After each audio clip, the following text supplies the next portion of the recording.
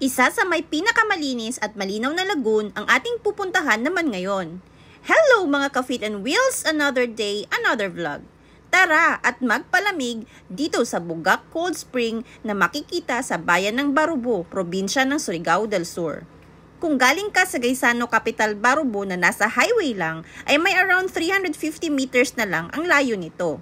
May entrance fee nga pala dito na 50 pesos for adults. Walang corkage kung may dala kang pagkain. May mga tables and chairs naman na for rent sa loob. Or kung trip nyo, pwede kang magdala ng sarili nyong mga bangko or picnic mat. May mga life vest at salbabida for rent if di ka marunong lumangoy dahil medyo malalim ang lagoon.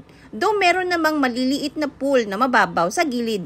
Araw ng Sabado ng aming pagbisita kaya ganyan kadami ang tao sa spring. Medyo makitid nga itong dinaanan namin papunta sa kabila kaya hinay-hinay lang.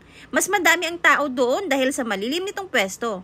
Kung ayaw mo naman ng maraming tao, pumunta ka dito during weekdays or early in the morning. May mga water activities na rin pala dito, galing! Pwede kang mag-kayaking, paddleboarding, water biking, salbabidaing, char. Pwede rin kayong mag-rent ng bangka para ma-explore mo ang kahabaan ng bugak. Bakit nga ba bugak ang tawag dito?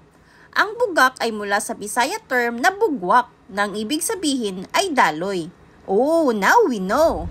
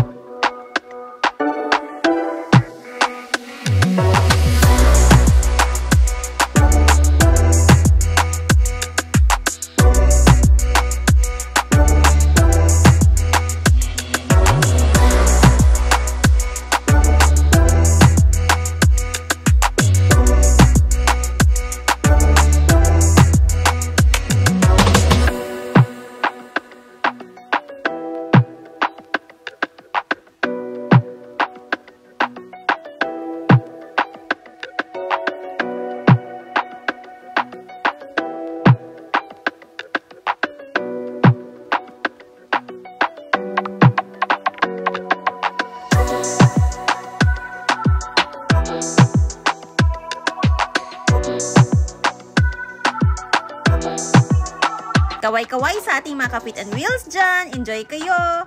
Maganda mag-swimming dito dahil may area na hindi direkta sa araw kaya perfect sa ayaw mangitim. Mga ilang beses na rin akong nakapag-swimming dito at talagang napakalamig ng tubig at ang linaw. Kahit sa itaas mo patingnan, ang linaw pa rin ng tubig.